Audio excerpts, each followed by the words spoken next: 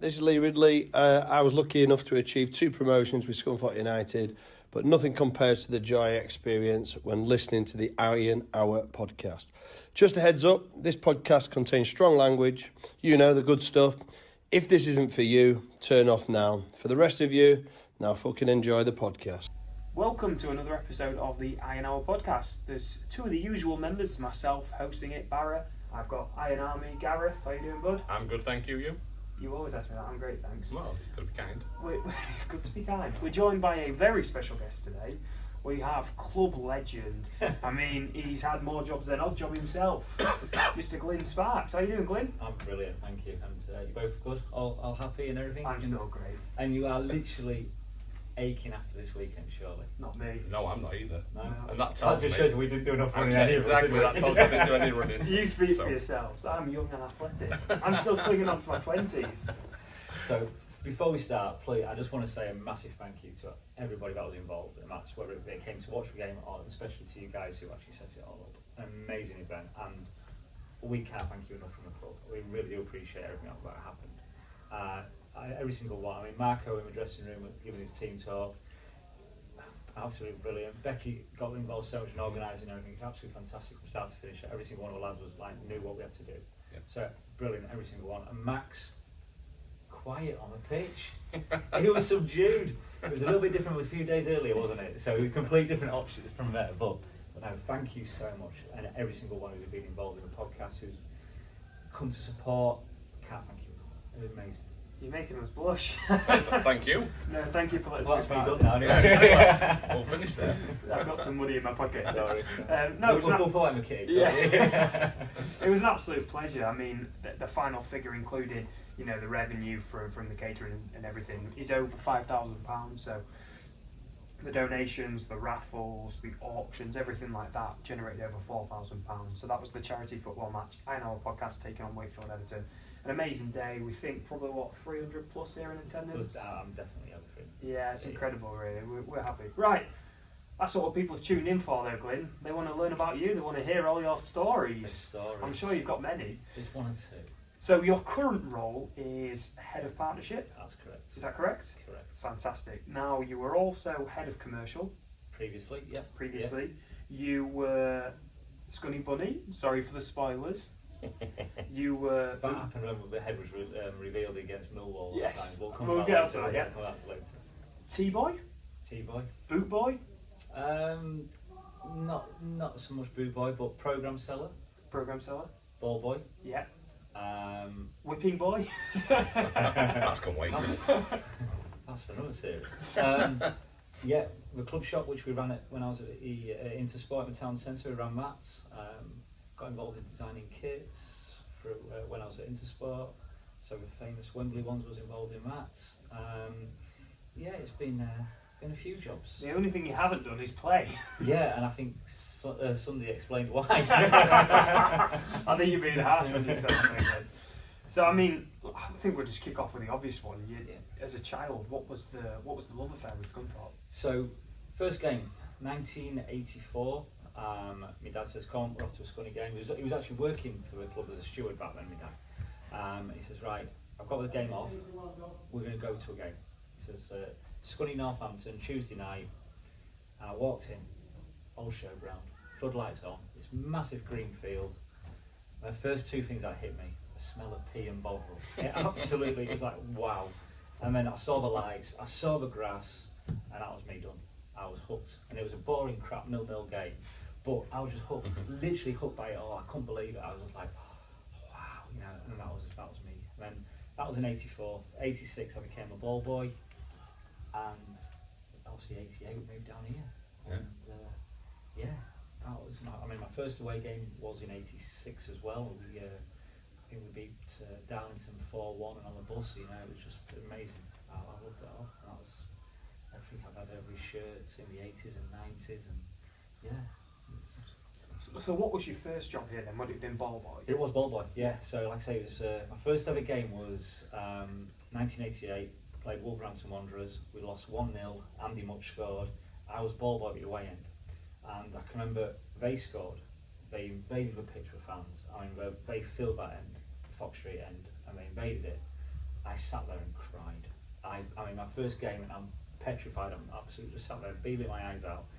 And then, yeah, ball boy down here. I mean, luckily enough, I was ball boy when we played, when England and Germany played.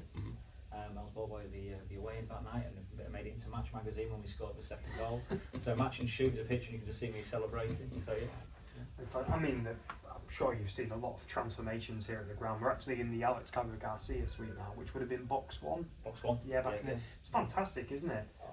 We're moving forward. There's so much happening. I mean, with every single box has been ripped out, and they all are going to get redone. So we are going to go in pretty similar to this one. I think there's going to be a few changes. So they're going to be themed. Pretty much. Player themed or. We've all got player names, and we're going to have like the can't see on the camera, but we've got a picture of Alex up there celebrating after the famous goal at Wembley. But each one's got a picture of whoever. So like we've got a Keegan one, a Clemens one, Flanders, Kamak. Yep. So yeah, but each one's going to. So expecting this to be a bit more Spanish themed, if I'm being honest. To be fair, you get the famous Scunthorpe tapas is pork pie, sausage roll, and a Scotch egg. And a pint of Stella. So I mean, yeah. So you started off as ball boy. Any kind of memories then that stand out growing up? You know, being involved in the club from a young age. I mean, the big game was Scunthorpe Chelsea. I remember being ball boy then. It's a home game, and beating them 4-1. And it was like David Speedy, Kerry Diggs, Roger Freestone in goal. I mean, these were known players, and you know, you just beat them 4-1. It was like amazing. I mean, it was unbelievable. But yeah, I mean, so like I say, my dad was a steward at Old Showground, and he became a steward down here. Now, when he was a steward in the tunnel. So I was a ball boy. I had to wait for everyone else to get here. So I used to wait in the actual boot room. Sorry, not the boot room. It was actually the laundry room at the time. So I'm in there. So I ended up being T-ball. When in '91, I think it was, we played Leeds. Okay, so Leeds are all coming. I'm getting all their autographs. You've got Howard Wilkinson walks in. You've got Gary McAllister. And then Gordon Strachan walked in. Gordon takes one look and I'm like, Gordon, can I have your autograph, please? And he takes a step back and says, do I know your mum? Ginger, I didn't get the joke. Honestly, it was 2 years later. I just started giggling one day and I just realised what the joke was. But yeah. Not many can say that. They've had a your mum joke from Gordon Strachan. Exactly, and what a legend. I'll take that with me. I'm happy with that. What did your mum say? She I know him, yeah. My dad still hasn't spoken to my mum since. Amazing. So, I mean, what was your first permanent job then here? Or am I kind of going too far ahead? Yeah, to be fair, you are. Yeah, I mean, what happened was over the years I've gone from ball boy, program star, like I say, and I started working in a sports shop in the town centre, and then eventually we had the club shop while Michelle was down as commercial manager. I was working at Intersport and got the club shop into Intersport.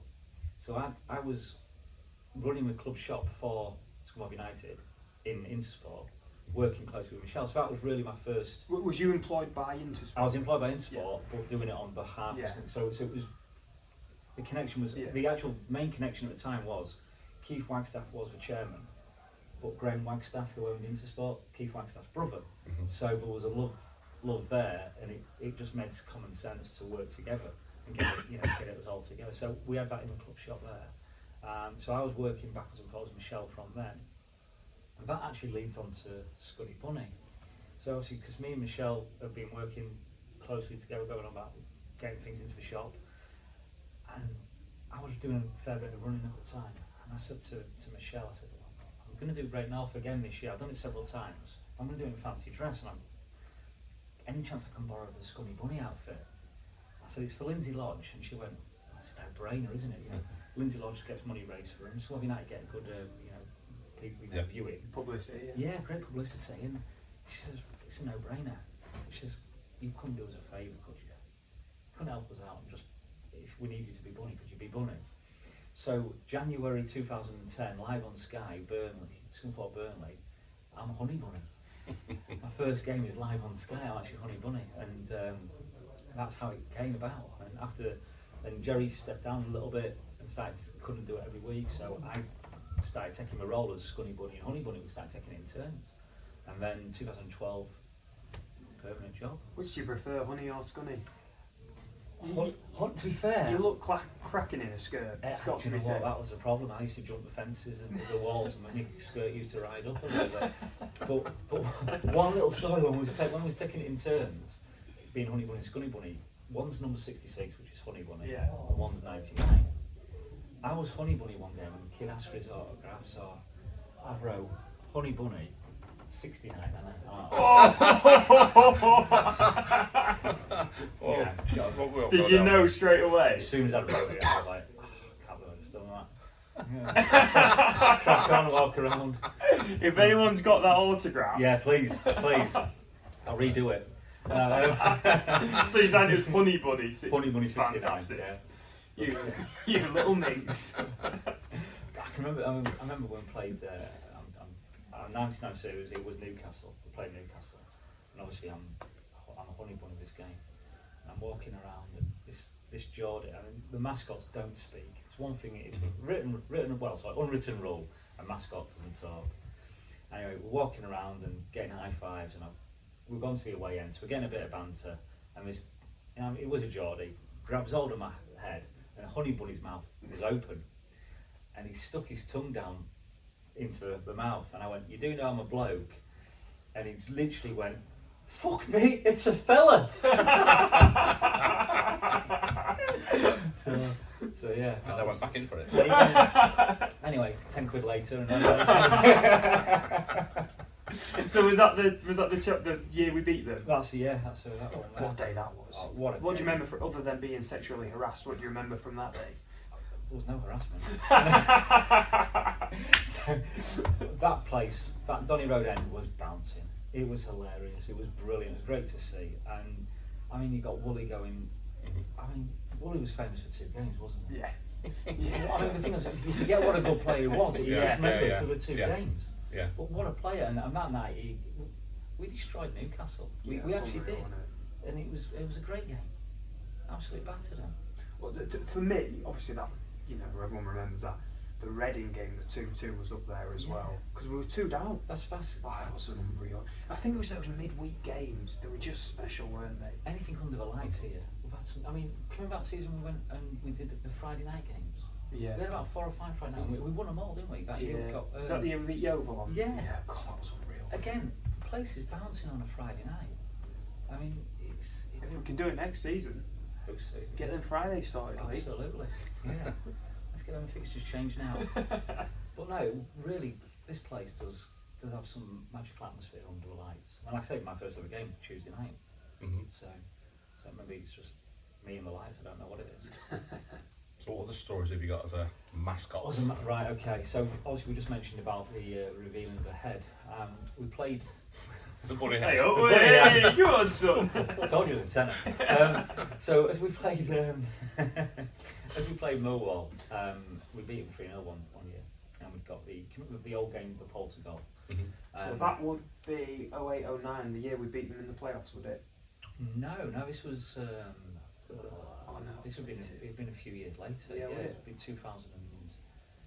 It would have been League One, so 2016ish, somewhere around there.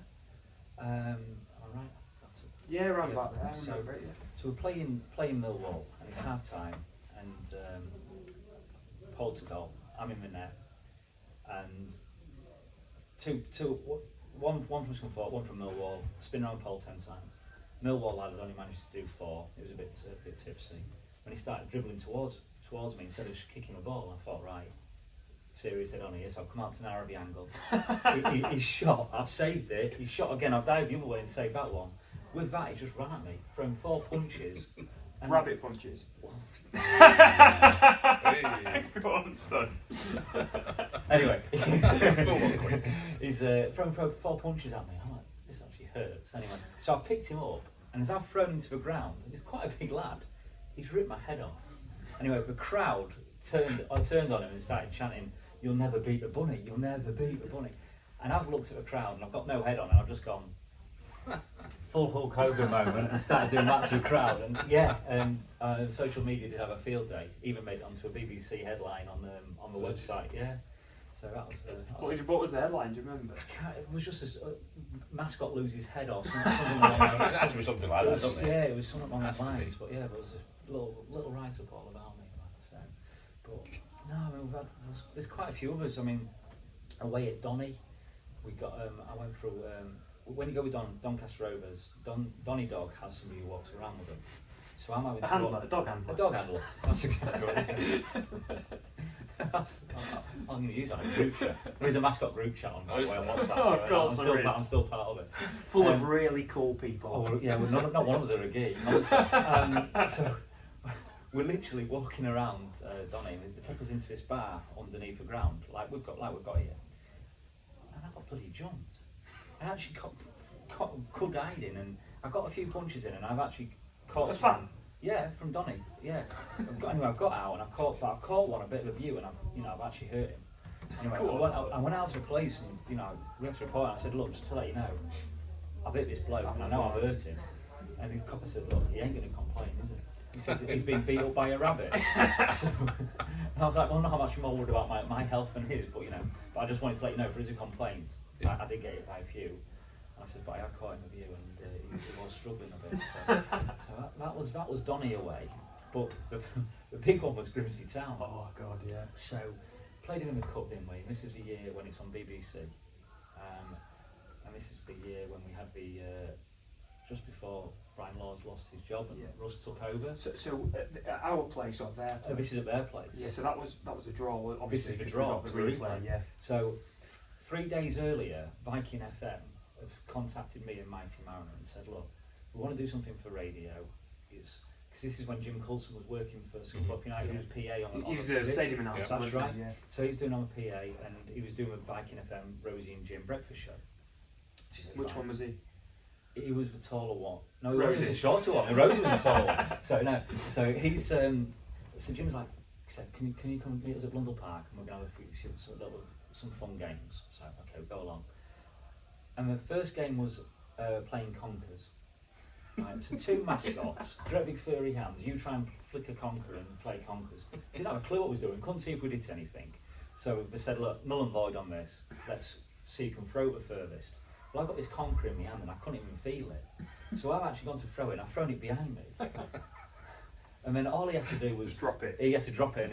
So he's thrown it and he's actually flopped it and it's gone about 8 yards. So it's gone nowhere. But anyway, mine's gone backwards, he's gone forward. So he's won that one. Next one's a cracker. Christmas cracker. Who can pull that and wins that? Anyway, Mighty Mariner. He's got hold of his cracker and I've got a cracker. And he's put the finger on the end. So actually, when you pull it, it doesn't. I can't beat him, so Grimsby fan. It's not cheating, absolutely terrible. So anyway, he's pulled it and he's won, so that's 2-0. Then he comes to pole to goal to make it. It's done already, isn't it? I've lost it anyway, but I can't do pole to goal. I spin around and I'm dizzy and I feel terrible, absolutely horrendous. Anyway, we've gone around 10 times and I'm wobbling all over, and we've even made a gif of it. And you can actually see me just wandering all over. I think I've seen that. Actually. Yeah, and I mean he's buried it. He's rifled it straight in, and I've got up, and I think I have to take 2 touches. I think Jim ends up having to kick it in for me. So he's beat me 3-0. So match day comes along, and anyway, we're on the pitch, and he's running up, runs up to me. Well, I'm going to have the away fans clapping and everything, and then I started. There was a little bit of booing in the back, so I didn't know what was going on anyway. He's come up to me, and he's kicked me up the backside, just as a bit of fun. No, it wasn't pain. It was just a tap. It was just a bit of banter.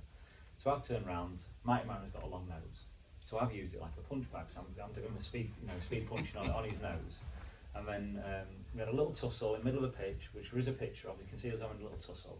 And we walked off, and I'm waving to the fans, getting the home fans are giving me a load of abuse, and he's lapping it up and getting them more and more to wind me up. Anyway, we're getting changed, and knock on the door from the steward. He says, "Can you come up to the police box, please?" I went, what have you done? And Andy went, I was going to ask you, what have you done? I went, not got a clue. I said, you've done something, haven't you? And he went, no idea. Anyway, we go upstairs, and the officer, who I've known for years and years, who actually, you've heard of Tape to Tape, who run it, the races. Yeah, that's so right. He owns Tape to Tape, who's the officer. This is the officer, yeah. And there's Alan Welsh, who was at Scunthorpe Stadium, who was Scunthorpe Stadium manager in the background, and then their stadium manager in the background. And I'm looking at Alan's going, and I'm like, all right, Neil. And he's like, it's not Neil today. I'm like, oh. God, this is serious. And he says, but I've had a complaint that you two could have caused a riot. Initiated a riot. And I started laughing. He went, no, this is serious. And I went, you are taking a mick. I says, a rabbit and an old guy having a fight on a pitch, we're going to cause a riot. Well, the complaint's coming, we've got to take this seriously. And it turned out the complaint was from their stadium manager because he didn't like Andy. And it all kicked off over this. Wow. Andy ended up handing his notice in as their mascot. And I wasn't allowed there until 5 years later. You were placed under a stadium. Based banned for 5 years from, telling them not to go to our ground again. Wow. So, as if you were banned. It's just mental, isn't it? So obviously the new guy, James, who's a new Mighty Mariner, when we played them, he asked for permission for me to go, and it was finally accepted, but it took 5 years for us to... Wow. So the replay then, so after that first game, was there anything going on here? Andy was supposed to be coming to the game. Yeah. We'd invited him, it was not a problem, but if you remember rightly, that night there was an accident on the motorway. I do remember that. Yeah. He was actually stuck in the traffic, so he couldn't get to the game, but he was supposed to be here, because we didn't have a problem with him coming. Yeah. It was a rough night, that wasn't it? Yeah. Do you remember Tony Walbridge scored, didn't he, for us? Do you know what? He did. I can't remember much of that game because of a bad result. I wiped it from my memory. Yeah, rough that, wasn't it? But that's, when you lose a derby, you don't want to remember it. No. When we went back then, you went back 5 years later, what was the story Nothing, there? everything was fine. It was just... tell us about the day. It was one of the best days in living memory. Why? What happened? We had a player called Ginger Pig, and apart from that, what, Jamie Ward that day was unreal. Was it Jamie Ward, wasn't it? Jamie Ward? It was a pass for Jamie Ward, wasn't it? It was. It was absolutely, It was. And he's only going to run one place for him to celebrate. Yeah, that was unbelievable, that wasn't it? Yeah. Because the videos, remember the Grimsby fan in like a green coat, like on the pitch almost. He literally just, What did he say? Gesturing. Yeah. Come on then. Brilliant. Fantastic. Any other memories then as Scunny Bunny? I seem to recall, I remember something about a Spice Girl. Yeah, well, these things happen, how popular I was at the time. Now, again, this is a Great North run, so not only did I wear it for the first time as Great North, there was a competition called Team North and Team South. So Team North is Great North, Team South is Great South Run. Makes sense. And what it was, you had to apply to get into Team North. So I was raising money for Cash for Kids, and I contacted them and said, look, I'm raising money for local radio station, Viking FM, which is their charity Cash for Kids. It's bringing Scunthorpe, Lincoln, Grimsby, Hull all together. And I'm going to be running Great North Run as Scunny Bunny. And they said, no problem at all. Your entry is accepted. We'll let you know in the next 10 days. 10 days come, phone call, you're in. You have a team captain, and that team captain's Mel C. Get in there. Happy days. So spice of your life. Spice up your life, exactly. Yeah. And they said, what you can do, you can have a training day with her. So you have a full training day up at Gateshead Stadium. So I'm there, Scunny Bunny. So this is Gateshead football. This is great. But we're obviously there, weren't we, last season? Yeah, that's it. And and then obviously they could have gone up this year, but their council got them down. Yeah. So I'm there at the stadium doing a training day with LC, and then at the end of the day they want to do a photo shoot, so I'm doing a training day myself, but at the end of the day photographs, put the outfit on, and Mel C played with my tail. Tell us more! Tail or carrot? Tail. So yeah, no, she went, I think it's the first time I've actually played with a furry tail. Those were her words, I'm sure that's what she's... Get in there. So, but yeah, we had a full day with Mel C, and then we actually had a full weekend, the weekend of a Great North with Mel C again, so nice little thing to say, I've spent a weekend with a Spice Girl. Yeah. Not many can say that. Well, maybe, I don't know. Well, do many want to say that? Fantastic. Any other memory? Yeah, again, this is going to relate to Great North again on this one, but... Do you run? I like to talk about it, you might have noticed. We played Derby County, and their captain, Robbie Savage. So I was mascot, put my arms out when I seen Robbie Savage, and he's like, This is a big game, This is a obviously. big game, Scunthorpe derby. And I put my arms out, and he's gone, no, come on. He went, no, like this. And he went, if I give you a hug, will you walk away? Did he say walk away? He gave me a. No, he actually said, will you fuck off? Yeah, I thought you told me this. Yeah, he did actually say fuck off. Anyway, he gave me a hug, and I walked away. Great North comes along, and I'm in a celebrity pen. How long after was this? So this is May to September. So it's a few months, Yeah. but May to September. It was April, May time when we played. Yeah. It was. I remember being a sunny day, but it was April or May. And we played Derby. Great North's in September, and I'm in a celebrity pen, and I've gone to pre-race nerves, gone for a little wee, and coming out the portaloo, opened the door. And there's Comedy Dave from Radio 1 and Robbie Savage. He took one look at me and went, I can't fucking go anywhere. And for him to actually remember me, I thought that was brilliant. And he actually, he did, he gave me a hug and wished me luck. So He told you to fuck off. and this time he actually didn't. No, he actually wished me luck. So fair play to the guy.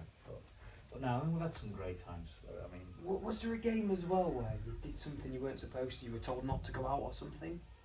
oh, again, this was Donny. Yeah. This was Donny. So we're playing Donny. Obviously, I want to say it was New Year's Day or Boxing Day. I can never remember which one it was. When we played them away and beat them 1-0.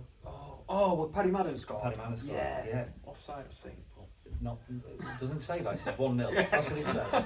So, like I said, we have a Boxing Day on New Year's Day, and they said, whatever you do, you don't run out. The players go out, and you Before the game.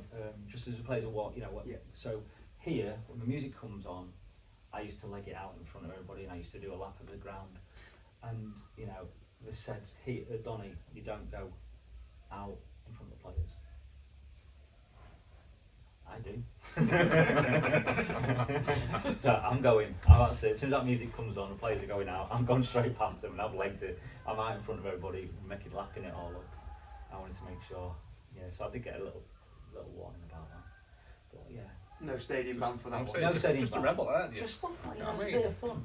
And again, another one we had with Donny, that year with the snowballs. Can you remember that? Yeah. So the pitch has got covered. Evident, didn't they? Everyone's literally covered the pitch, and then fans have come in, we've cleared the pitch, and everyone's mucked in. It was a real effort to get that game on, wasn't it? Only just managed it, yeah. It was a close one. And anyway, I'm walking around, and as I'm walking around, Donny fans start throwing snowballs at me. So me being me, he starts catching them and throwing them back. And stewards, and it was Alan Welsh again, he actually sent the stewards in to pick, and literally would pick me up and carry me away as I'm getting pelted by snowballs. So yeah, I've had some some fun stories with I mean, we obviously played Sheffield United, but and it was just after a certain Alan Neil had run over the squirrel. Now Sheffield Yeah, United, that was quite a serious thing, that wasn't it? yeah, I mean it was Alan Neil. It was very touch and go. I mean, the squirrel did die. Yeah, but so we played played Sheffield United, and Captain Blady phoned me up and he says, look, he says, is there a garden centre nearby? He was on his way in. I said, funny you should say that. It was actually at the time, it was right next door. Yeah. So we had the Stephen Smiths next door to us, and he says, all right, that's brilliant. And I didn't think any more of it.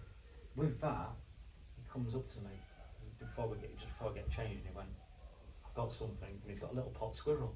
And he says, do you think I'll be able to take it on pitch? Who said this? This is Captain Blady with Sheffield United mascot. Christ. So I've said, oh, yeah, all right. I know we're going to get in trouble for it, but luckily we didn't. So Mascots Union. yeah, that's it. Stick together. We've got him. So we've gone out, and he's getting booed because he starts walking towards the home end. But I've made him come towards the home end because obviously Mr. Nil wasn't really liked by anybody, was he? He just got a bit of slating. And I can't remember if it was Max or there was somebody actually in the home end with a squirrel mask on. I think it was Christian, you know. Was it Chris? Yeah. There was somebody. I just remember somebody had it on. Anyway, so me and Captain Blady are walking to home, and he's getting booed until he pulls out from out his jacket this squirrel, and that's it. He starts getting cheered. So he's the only mascot who's actually basically he's become loved by the Scunny fans because of his squirrel. Well, Yeah. But yeah, no, that went down really well. That was a bit of fun. I mean, we had another one where we was with Captain Blady. So we're actually I'm doing a mascot Gold Cup, and I've won it 3 times in total, and this was the second time. So there's me, there's the Tyke from Toby the Tyke from Barnsley. There's the thing is, a lot of mascots are football mascots who come to these, but just everybody and anybody. Yeah. So there was me, Toby the Tyke, Captain Blady. There was Copcat from Leeds, and then there's Yorkie the Lion from York. Now Steve, who is Yorkie, is an absolute legend. Right little character, and Blady walks in when the game changed, and it wasn't Steve, it was this young lad who works for a foundation. And Blady's like, "Who are you?" And he went, "I'm coming as Yorkie." He went, "You're not Steve." He says, "You a ringer?" And he says, "I work for the foundation." And he went, "You're a ringer? You cheating bastards." He starts kicking off, he's getting really squaring up to him and everything. Anyway, and when I say young lad, it was like 1920. Fit, like, yeah. Foundation. So it was a ringer? Well, absolutely, yeah. So anyway, we set off and in the race, and I'm not far behind him, he was in front. He's only going to pull his hamstring on the first straw bale. So who's this? This is the ringer from York. So I've gone vroom, straight past him. And Yorkie is like, I'm sorry, Yorkie. So Yorkie's hamstring's gone, Yeah. he's like hobbling around. And Captain Blady just hobbles because he's like a little old bloke. Yeah. And he's walked up as he's gone past him, he's going, He's done a Neil Warnock on him. That's for being a ringer, that. So he's absolutely rinsed him in front of the whole, this is actually a Wetherby race course. There's people there watching the races. Yeah. And, Yeah. So yeah, he's absolutely rinsed him in front of everybody. But yeah, his hamstring completely gone on the first straw bale. And then I guess, your time as mascot kind of came to an end, didn't it, towards the end of Peter Swan's ownership, wasn't it? So it was, so I left Intersport and gone to work for another company in Scunthorpe, back industrial, and then I got a PPE job where I was up and down the country, and then my wife got ill, and I ended up getting a job back in town, working for Energy Fitness up a hill at the gym, and then I got a phone call from, this is when Lee was basically running the club on a day-to-day basis. Were you still mascot at this point? I was still mascot at this point, so I still carried on being mascot, and Lee phoned me up and said, "We want you to come and do the commercial role," and no brainer. Mm-hmm. And whatever it was, I was taking it, full-time job here, I'm taking it no matter what. And so that basically happened. I came in and to walk round the ground every single day, walk into the office, be part of it. Mhm. It's a bloody dream. Boy of dreams. Absolutely, Special. yeah, it is. And then that dream was ruined by a certain previous owner. I'm not going to go down that line, don't want to get involved in that. We all know stories. And then obviously I went to York, and I'm not going to lie, I had a bloody great time at York. They were fantastic. The owners, the staff, superb people, absolutely amazing. They just had an ownership change. Well, so I've basically come in here working for Peter and Karen. New owner comes in, made my life hell, and then with that, I go to York, speaking to Glyn Sparks at the time, who was a chairman, and a few days later, after working there, he says, "Oh, I've just sold the club," and I've gone, "Fuck, I've just gone through this," and I didn't know what to expect. It was Matt and Julianne, mother and son. Julianne's away when we first purchased the club, so it was Matt I met originally. Matt said, "Come have a meeting," and I thought, well, he's going to bring his own people in here. Great, that's me done. What do I do now? And he says, right, obviously we had a little bit of history at Yeovil, but now we want to run the club. What do you do? What do you know? Who do you know? And I went, well, I worked at Scunthorpe United. He went, "Oh, Frank, we've got somebody who knows football." Not Scunthorpe. I didn't want to say that. I was treat that like a job interview again. But yeah. So his words were, "Thank fuck for that. Crack on. Yeah. It's you're in charge. Crack on." And they backed me 100%. Everything I wanted to do, they let me do. And they had me running the purchasing for a club shop. They got me to do. I even brought back. I took across to York the Pole to Goal, the Iron Triathlon. Obviously, it was called a different name. But yeah, I got involved in loads of different things at York. We just let me have the free rein, and they were superb. And it was only because we're bored here, asked me to come back. I mean, obviously travelling was a nightmare. It was. But this is my baby. This is my home. So A special place. exactly. And then, like I say to my wife, this is my first love. When they asked you to come back, was it like a Google search, 0.65 seconds, and you were like, yeah, taking it? I'd answered before the phone call was gone. To be fair. He was like, yeah. How were York with that? Did they just? They still talk to me. They're still phoning me up and speaking to me. So that's how nice people get. Yeah. I'm still speaking to Matt on, regularly. I was gutted, but they knew why I was gutted. Yeah. Things just come to an end sometimes. Yeah, and it was just the right. This is the right place for me. So yeah, and we was doing well at York. I'm just happy to be back. Yeah.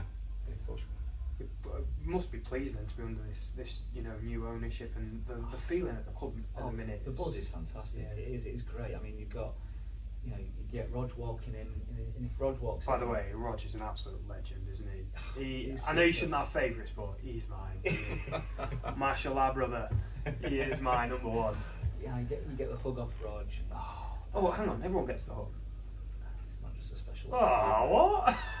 Sorry, mate. Sorry. I'm Michelle. Michelle is really funny. She is a really funny person. She has me in stitches daily. Yeah.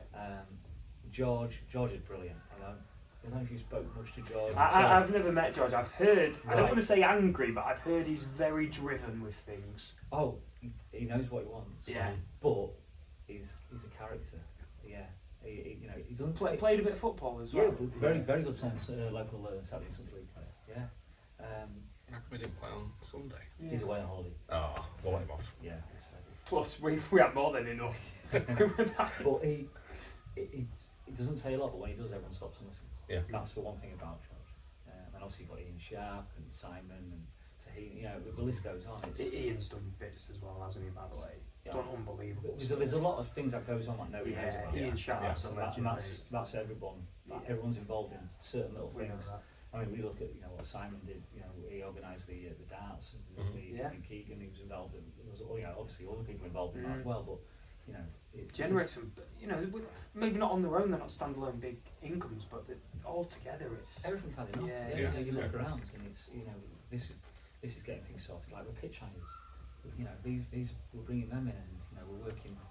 I probably shouldn't say this, but I'm not saying too much. But I overheard a conversation the other day where Rog said, "Numbers are going in the right direction here, Kelvin." Kelvin, obviously the new head of hospitality. Absolutely. So it's all good, isn't it? Yeah, and I mean, in fact, we're bringing that back in house again. It makes life so much. I mean, Stampy done a fantastic job, hasn't he? Do you know what? I mean, The food was incredible last year. I mean, everyone loved the burger, didn't they? And everyone loved the actual, the crumble corner. Yeah. But there's things happening. Yeah. Things are happening here. Very interesting times. So, but yeah, Danny got us out of the mess, didn't he? He did, yeah. Oh yeah. So Yeah. I wouldn't, I'm not saying anything bad at all about that. I'm really impressed with that. I think that's the thing, and everyone's played a role, haven't they? Even if maybe you don't know the true extent. That's exactly it. I mean, like you've got the two old guys with groundsmen. Yeah. God, I've seen it all of them, haven't they? Yeah, I mean, everything that's gone on. So yeah, there's everybody. There's someone. I mean, look at the way the stadium's looking now, all painting and Oh, that everything. looks fantastic. You've got Jotun who's donated that paint free of charge. So all the blue paint now everyone sees, and all the grey paint now everyone sees. Jotun has supported us. Volunteers The coming work in. he get this lounge, Absolutely. this box. Again, people are coming in, donated the time and materials and. And I think that's just with the new ownership. It's brought everybody closer together with what happened with the club. I mean, to me, the previous owners drove off the motorway, we drove into a car park, we got out of the car, came into the club. We got out of the club, went into a car, drove into a motorway. Yeah. And Now- guess Michelle's got faced up, hasn't she? She lives here. She walks around Tesco. That's exactly it. You've got George, you've got Rog, you've got Michelle. And they're actually in the town. Yeah. They know what's happening in the town. And that's the difference. Yeah. So, it's all here. So the heart's here, the badge is here, the badge is here. And I think that's why everybody wants to help. Just everybody. The regular fans throw money into the club. Well, look, I Whatever mean, it is. we can't go on without saying what a massive effort. You know, obviously we were involved, but Iron Brew with Yeah. that fundraiser, we all come together. You know, little quabbles and stuff. You put your differences aside because it really matters to the club, isn't it? Yeah, definitely. And I mean, not just them, the Iron Trust and those fans that organised just the Unity March. I mean, that was like one of the greatest days in the Yeah. history of the club, wasn't Just it? It's everybody like, together. a Again, rebirth. it's just bringing it all together, isn't it? It's just it's finishing it all off, and like you say, everyone working together and not. I mean, you know, you've got an office, and I'm not on about this particular one at the moment because everyone's bouncing here in a minute. But if you've got an office and you've got 20 people in an office, you're always going to get somebody who's going to fall out with somebody. Yeah.